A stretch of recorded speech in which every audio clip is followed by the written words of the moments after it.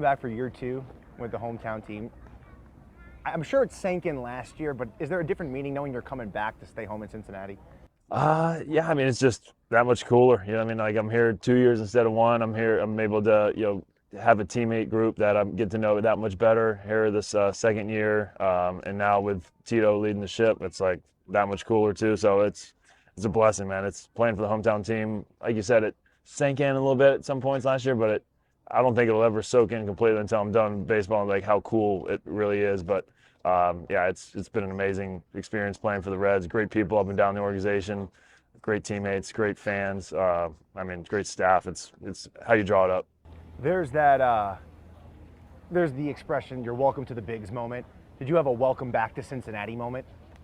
You know, I did as a visitor, and then I did as a Red. So as a visitor, I remember pitching there my first time in 2016 with the Brewers, and Joey Votto got a hit, and then I picked him off, and I heard from my family section going crazy, like it was awesome, and got to see everybody after the game. It was so cool. And then last year opening day was like as cool as it gets. With I caught Sean Casey's first pitch, and then I finished the game out and pitched well, and it was like I mean my wife was in the stands crying. It was just like a really cool emotional day, and I was like, man, that was hard to go up from here, but like let's just keep going. That was really fun. How has it been for you personally? Because obviously all the pros are playing at home, but it's also going to be tough. You have more people around, more outside noise for you. How have you handled that? Yeah, I mean, during game days, it's actually pretty nice. I'll just say to people like, hey, come to BP, like come to batting practice. We'll catch up there, and then I'll go into the locker room. And I'm, old enough now where I know how to lock it in each day and all that. And so game time hits, I'm kind of all the outside noise is more or less blocked, and I'm ready to pitch from pitch one. But yeah, in terms of like the day to day or like in the off season, all that, there's a lot of requests going on. So I got to learn how to say, no better. My wife would tell you I definitely need to learn how to say no better, but just trying to manage time wise, time with the family, prioritizing that, community stuff.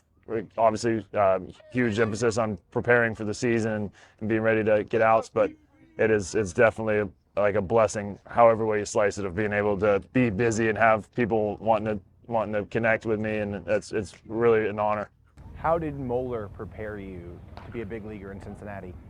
It's a great question. I think big time character formation. I mean, like the huge emphasis on like being a teammate, being a person of servant leadership was a huge emphasis there, and that's really helped me being a better teammate in the big leagues and being a better teammate on the Reds. But humility, being patient. I had to really wait my turn there at Moeller. I didn't really play much until my senior year there in basketball and baseball, so I had to learn how to get the pom poms out and be a good teammate, cheering on others when I'm not getting my my individual opportunities, and when I'm on the bench, just trying to be as positive as I can and stay humble and hungry. And in baseball, there's two kind of players in baseball: humble and about to be. There's no other category. So just making sure I'm always humble and about the game and hungry, and just trying to be a positive influence on and off the field. One of the things that people love the most about you, I know your impressions and being able to be yourself. When did you feel comfortable coming out of your shell as a big leaguer who will kind of be goofy? Probably like too early in my career. I came out of my shell. I remember like day one, early in my career, yelling across the clubhouse, and a couple of veterans had to take me aside like, hey, love the energy, but gosh, you're a rookie, like tone it down here. You know what I mean? So I wasn't afraid to be myself early, probably to an extreme degree, but yeah, it's just something I've always wanted to do, is just like be the same guy in every setting. I remember Moeller Senior talking to us one day, and he was like, I really want to be the same guy around my family, friends, and my sport. Like I'm trying to be a consistent human being, and that really resonated with me, and I try to live that out as best I can. Like, hey, I want to be the same guy I am around my kiddos that I am here. A little bit different around the edges. Like I'm not going to be reading my teammates, Barney, but just trying to be like the same guy and be appropriate and have some feel with every setting I'm in. Trying. So I'm going to go a little bit of a deep cut here. Were you on that Harvard team that went viral for the Call Me Maybe video? I was on the team. I wasn't in the van that did. That was so you, though. I mean, I was. What can I say? I was in the wrong van. But I remember them showing it to me. I'm like, we got to put this on YouTube. This is hilarious. And then they did, and it was like 10,000 views. Next day, 1 million views. I was like, oh my gosh, what's going on here? And it blew up. I was playing in Helena, Montana, and like in that Pioneer League And everywhere we went when they played Call Me Maybe, people were up in the stands doing this. I'm like, this is crazy. These are my guys, my teammates doing this. And one of my groomsmen in the wedding was the guy who comes up and goes the wink in the camera. That's one of my best friends. Because that's the first viral baseball video I remember. Right. It was big time. And I just assumed you had to have been in it. I missed the boat on that one. But I did go to the Today Show with him. Yeah, I got to meet like Savannah Guthrie and all that down in Today Show. It was fun. What was that experience like? Really cool. Really cool. I remember it was early. We went out and partied the night before, and so we got like 2 hours sleep and did the Today Show. We were all crashed by the time we got on the plane back, but it was a lot of fun. Being here in Cincinnati, and you mentioned earlier Terry Francona coming here, how excited you are. What have you noticed that's different about a two-time World Series champion manager being in this clubhouse? He first of all, the speech he gave Monday was the best speech I've ever heard. Like manager speech, you name it. I was stood up and I was just ready to put some pads on and hit, run through a wall for him. It was amazing. But he just is he cares so much. He wants to he's setting a culture of just like accountability, being the best we can be. He said something to me that really resonated. He said, being a veteran in the big leagues doesn't give you permission to slack off. It gives you an opportunity to lead more. And I took that to heart. All the veterans have been taking that to heart, and it's so real and so right, and it's coming from his soul, man. He cares so much. He said he was up since like 3:30 a.m. thinking about that speech and all that stuff. Like, that's how much he cares, man. He's amazing, and he will bend over backwards for anybody. Like, anybody and on the team, he will do anything for, and that is very evident. He met with everybody the first day we got here. Everybody. Right away. I've never seen that. It was always usually over the course of 1 or 2 weeks, meet with everybody the first day, setting a communicative tone of like, hey, we're open here. I got your back, and it's been amazing. You can see just everyone's the dial is turned up in terms of like the on-field work, the mission, in the mindset, and the training. It's next level with him. Those who know that there are different personalities, obviously, in a team, and they could be different from the infield group, the outfield group. Pitchers are their own world, and then the bullpens, they're even own world. Oh, yeah. What's this bullpen's personality like? We have some newcomers, so it's still be kind of determined as the course of the spring and season go. But it's just a bunch of guys who want the ball. Great teammate group, great like warrior effort group out there, but. We got a lot of different looks coming at you. We got a lot of different stuff and a lot of guys that can do a lot of different things, which makes the versatility and like the weaponizing of the bullpen that much easier for Terry and the gang. But I mean, it's a great group of guys. Matt Tracy sets a great tone out there.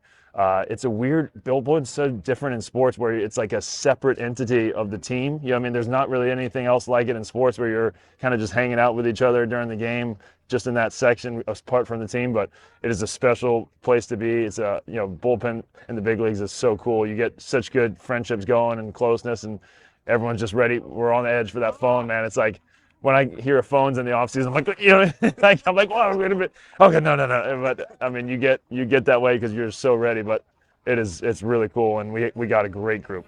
Second or third inning, Hunter's on the mound, Nick's on the mound. They're grooving. You guys got some time. What's it like in there for the fans who've never experienced that? Yeah, well, for maybe the guys in the 7th, 8th inning, they're chilling. I'm not exactly chilling. I'm still like, anything can happen. We had a guy, get hit in the forearm first inning. I'm in there the first inning. So it's definitely, I'm on somewhat readiness, but there's moments, especially when we're hitting and I see the starters going back out, like I relax a little bit. So we're eating pumpkin seeds, or sunflower seeds, just shooting the breeze, talking about our kiddos, talking about, pitching. We're talking about anything under the sun. And it's really cool bonding opportunity. You get real tight with the bullpen guys out there. And we're actually a pretty veteran group if you look at it. So we got a lot of good experience out there. I always love seeing how veterans that I haven't played with before operate and what makes them tick, and try to learn some things from them and try to learn how to ride the ups and downs like they do. You can always learn from guys, and younger guys too, for that matter. Just learn how guys do it and what can help you in your game. What's the team goal for this season? World Series ring for sure. That's the result goal, but the team goal is to go out and play good baseball and see how good we can get. As Terry, see how good we can get. Let's see how good we can get, as Terry likes to say. So I'm all for it. I want to see how good our Reds team can get, and I want to see us thriving in every way, every facet of the game. I want to see us have a great impact on the city, on and off the field. and I want to see us having a parade in Fountain Square at the end of the year. You already have a Francona impression? Trying, working on it. You brought up a World Series ring. To be celebrating in Fountain Square, in your city, with your team, what would that mean to you?